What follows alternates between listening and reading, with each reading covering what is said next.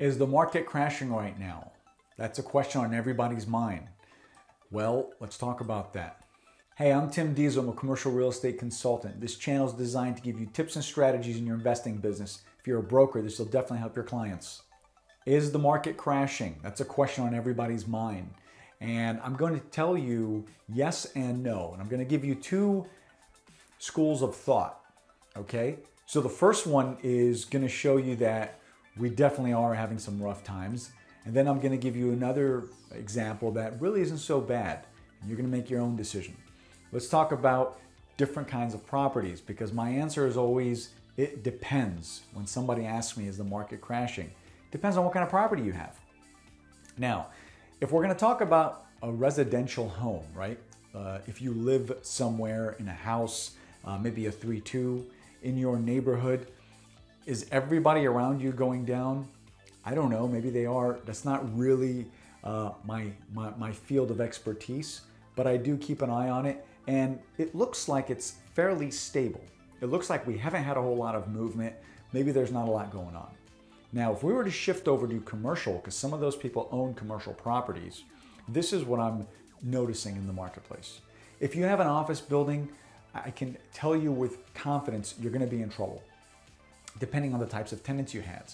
And I made a video, asset classes. You should check that video out. And I explained the different types of asset classes.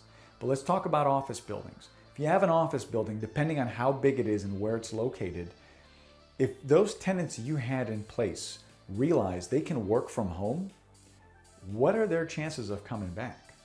I don't know. What are you going to do? That could be a challenge. You have to convince them or somehow allure them to a new deal, possibly. I've been seeing a lot of that going on.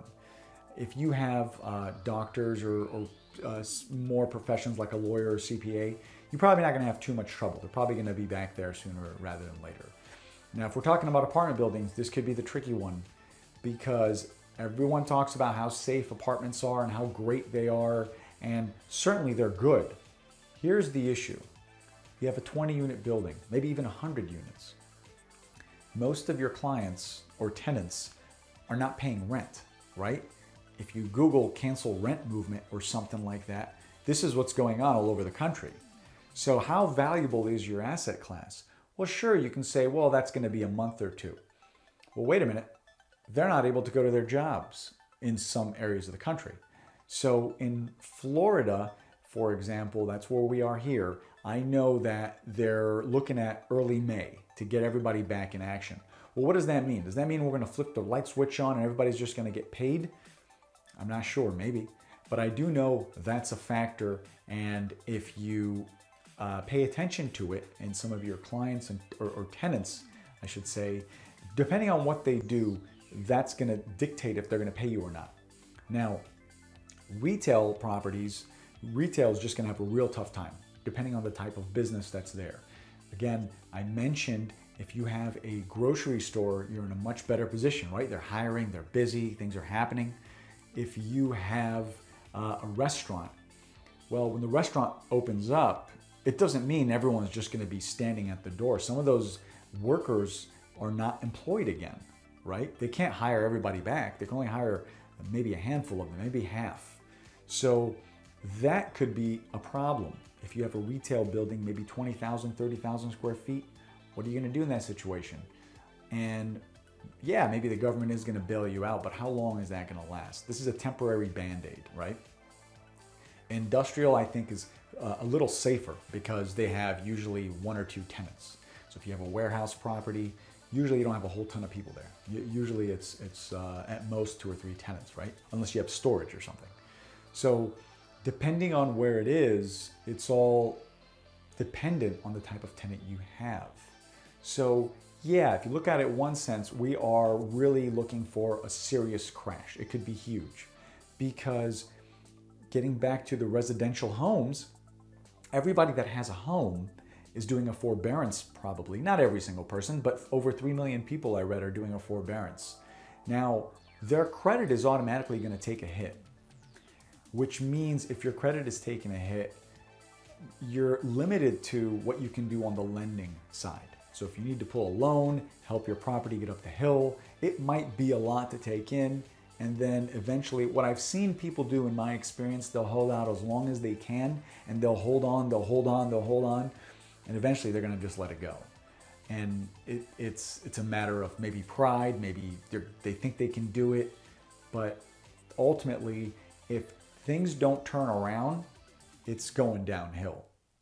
And what's really gonna hurt that is it's gonna start with the foreclosure from the banks.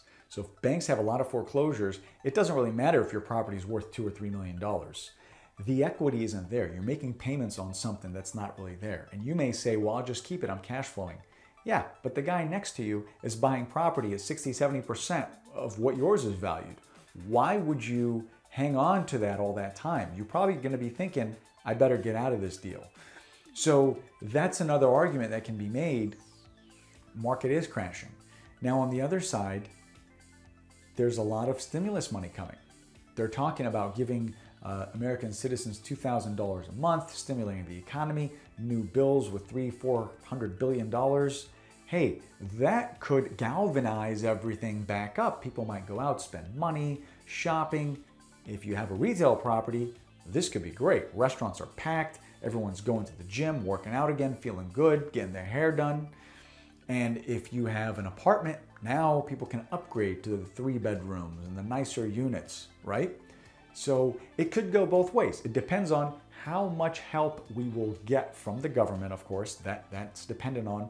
Property owners don't like all these movements, I will tell you, selfishly, because they don't receive rents. And that's not a bad thing. This is a business, right? It's capitalism. So we want everyone out there making money, going back to work, doing what they're doing. It's just, how long are we going to stay in this position? That's number one. We're not really sure. And what's it going to look like when we get back to work? Remember, it's not going to be instant. There's going to be a little bit of getting used to the new norm, right? Maybe the first weekend I've said everyone's going to go out, they're going to celebrate, drinks, dinner, have a great time. But that's not going to last very long. They're not going to do that again every weekend. They're going to probably take it easy just to kind of see what's happening with everything. So I hope that was helpful for you, but that's how I'd explain it right there. Like this video, subscribe to this channel, ask me questions, leave me comments. Glad to help them. I hope you guys enjoyed this. Thank you.